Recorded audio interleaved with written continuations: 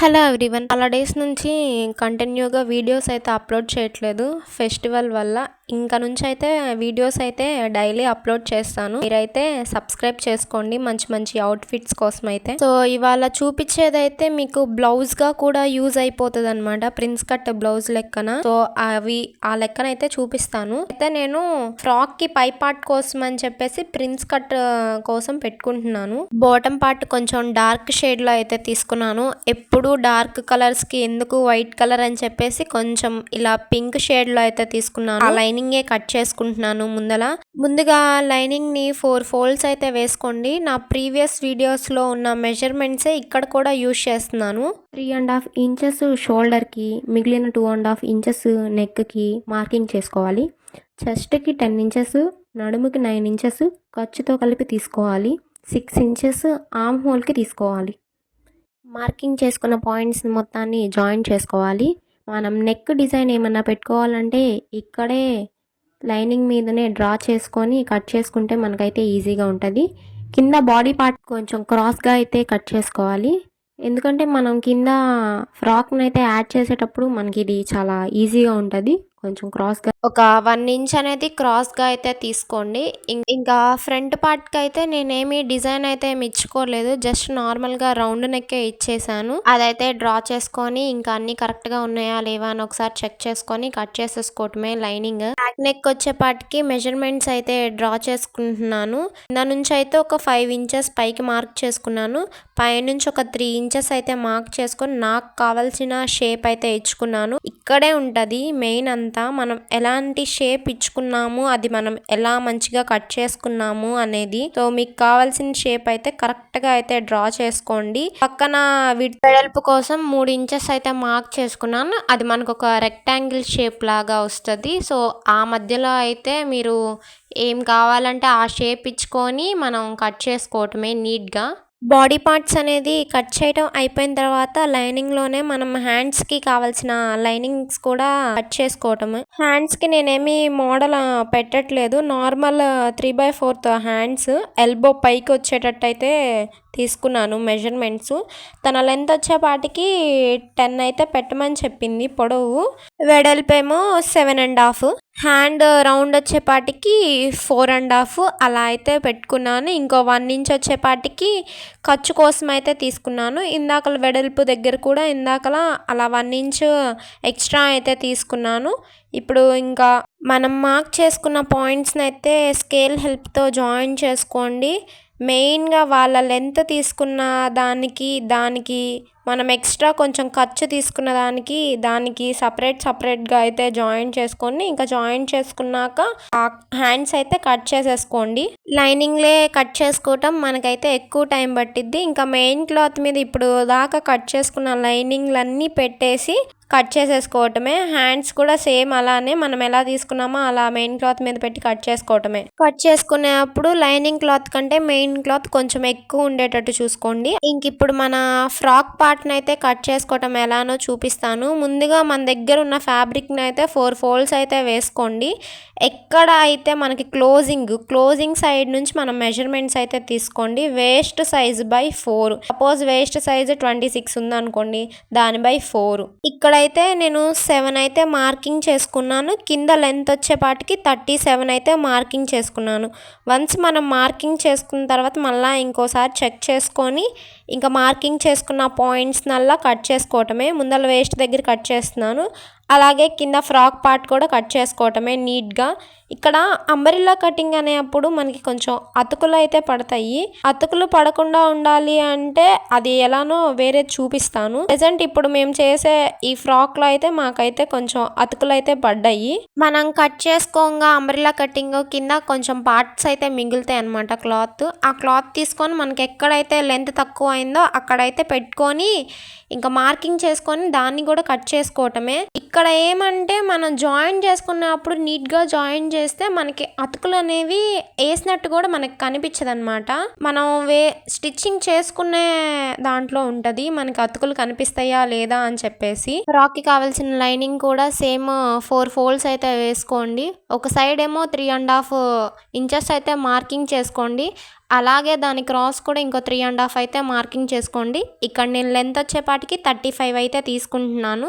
ఇంకా క్రాస్గా ఆ లైన్ అయితే డ్రా చేసుకోండి. లైనింగ్ ఈ విధంగా తీసుకుంటే మనకి వెడల్పు అనేది ఎక్కువ వస్తుంది. మన కాళ్ళ సందులో ఎలాగా ఏమీ ఇబ్బంది అయితే రాదు. ఇంకా డ్రా చేసుకున్న ప్రకారం లైనింగ్ అయితే కట్ చేసేసుకోండి.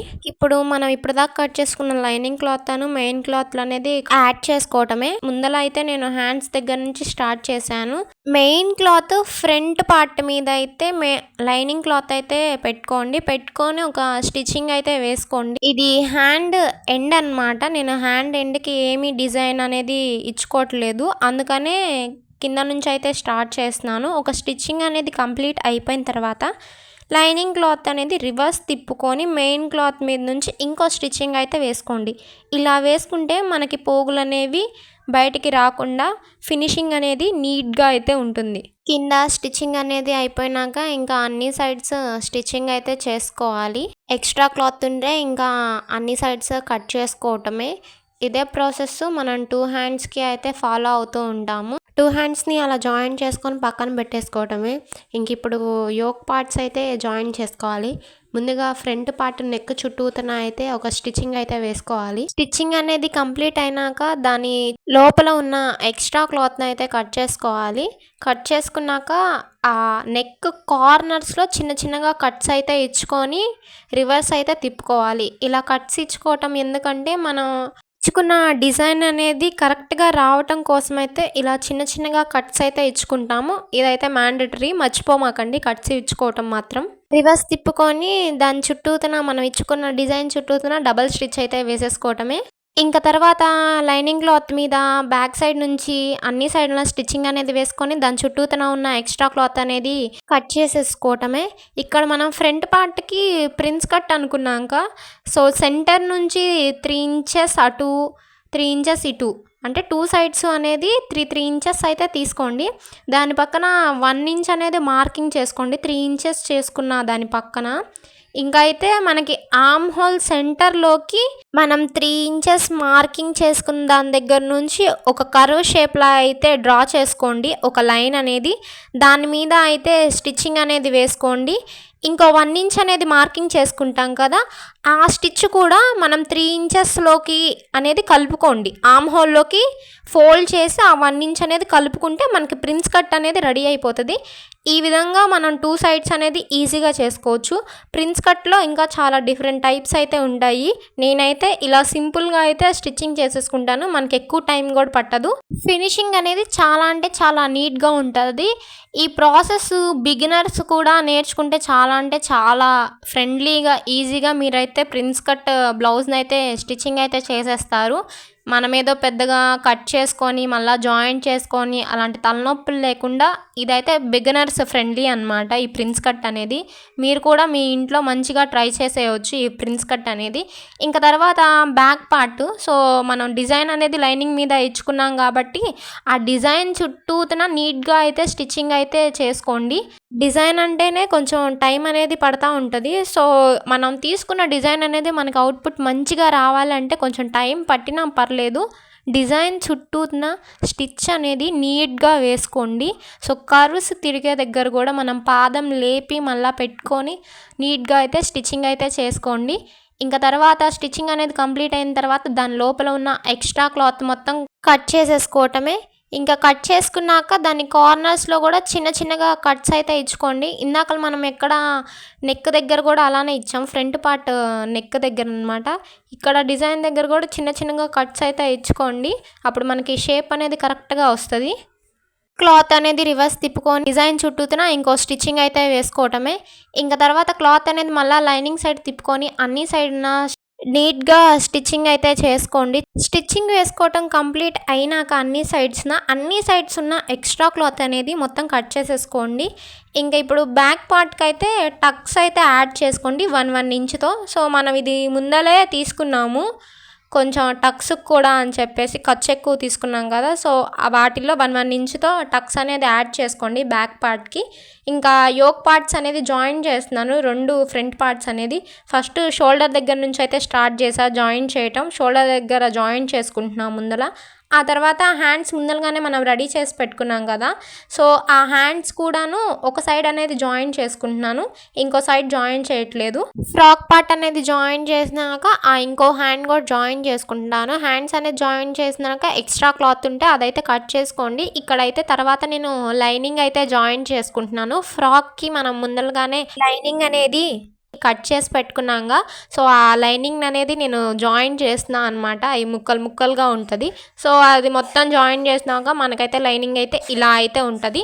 ఒకేసారి కింద అంచులను కూడా డబల్ ఫోల్డ్ చేసి స్టిచ్చింగ్ అయితే చేసేసుకుంటున్నాను లైనింగ్ని. ఇంక ఇప్పుడు మనం రెడీ చేసుకున్న లైనింగ్ పైన మనం ముందలుగా కట్ చేసుకున్న ఫ్రాక్ పార్ట్ని అయితే జాయిన్ చేస్తున్నాను. ఈ ఫ్రాక్కి నాకు అంచులు కొంచెం అతుకులు అయితే పడ్డాయి అని చెప్పానుగా, సో దానికి కూడా నేను ముందలుగానే అతుకులు అనేది యాడ్ చేసుకున్నాను. ఫ్రాక్కి 2 సైడ్స్న నాకు అతుకులు అయితే పడ్డాయి. ఫ్లేర్ కోసమని చాలా ఎక్కువగానే పెట్టుకున్నాను. లెంత్ కూడా ఎక్కువనే తీసుకున్నాను, 37, 38 అలా అయితే తీసుకున్నాను. మీరు వీడియోలో చూసే ఉంటారు కదా. సో అతుకులు అనేది జాయిన్ చేసుకున్నాను ముందలుగానే, అది మీకు చూపిలేదు. ఇంక ఇప్పుడు మనం ముందలుగా రెడీ చేసుకున్న యోక్ పార్ట్ను ఇప్పుడు ఫ్రాక్ పార్ట్ని కలిపి జాయిన్ చేసేసుకోవటమే ఫ్రాక్కి. ఈ వీడియోలో మీకు చూపిస్తుంది చాలా అంటే చాలా సింపుల్ డిజైన్స్ అనమాట. మీరు ఇంట్లో కూడా ఈజీగా ట్రై చేసుకోవచ్చు. అలానే బిగినర్స్కి కూడా ఈజీగా అర్థం కావాలి అని చెప్పేసి నేను ఇంత క్లియర్గా అయితే ఎక్స్ప్లెయిన్ చేస్తున్నాను. దీని ఫ్యాబ్రిక్ కాస్ట్ వచ్చేపాటికి కిందదైతే నేను రమా కట్ పీసెస్లో తీసుకున్నాను అనమాట. అరౌండ్ 200 అలా అయితే పడింది. కట్ పీసెస్ శారీస్ అనమాట. పైన యోక్ పార్ట్కి వచ్చేపాటికి 250 to 300 అలా అయితే పడింది, సరిగ్గా గుర్తులేదు. ఇంకా దాని కింద కాటన్ లైనింగు, ఫ్రాక్ అయితే పాలిస్టర్ లైనింగ్ అలా అయితే వేసాను. నాకైతే అరౌండ్ 500 లోపు అయితే ఫ్రాక్ అయితే కంప్లీట్ అయిపోయింది వితౌట్ స్టిచ్చింగ్. ఇంకా ఇంకో హ్యాండ్ కూడా జాయిన్ చేసుకొని మనకి ఎంత అయితే లూజ్ అనేది కావాలో అంత అయితే పెట్టుకొని కొంచెం అయితే ఖర్చుకైతే వదిలేసుకోండి. ఎదిగే పిల్లలకైతే ఖర్చు అనేది ఎక్కువ ఉంచుకోండి. లేదు వాళ్ళు ఇంకా లావ్ అనేది పెరగరు అంటే ఖర్చు అనేది కొంచెం కట్ చేసుకోండి. చాలా ఇబ్బందిగా ఫీల్ అవుతూ ఉంటారు, ఇరిటేషన్గా. ఇంకా ఫ్రాక్ చుట్టూతన ఇంకా ఎండ్స్కి వచ్చేపాటికి స్టిచ్చింగ్ అయితే డబుల్ స్టిచ్చింగ్ అయితే వేసేసుకోండి.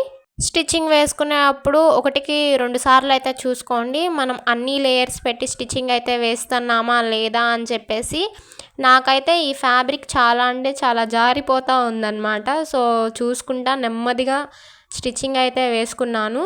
సో ఎక్కడన్నా మీకు 2 సైడ్స్ లైనింగ్ అనేది సమానంగా లేకపోతే మాత్రం కొంచెం ఫోల్డ్ చేసి స్టిచ్చింగ్ అయితే వేసుకోండి, కంగారు ఏం పడొద్దు.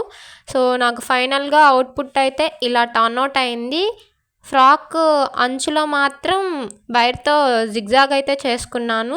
ఇలాంటి సింపుల్ అవుట్ఫిట్ ఐడియాస్ కోసం మన ఛానల్ అయితే సబ్స్క్రైబ్ చేయండి. మీకు ఎలా అనిపించిందో కామెంట్ చేయండి.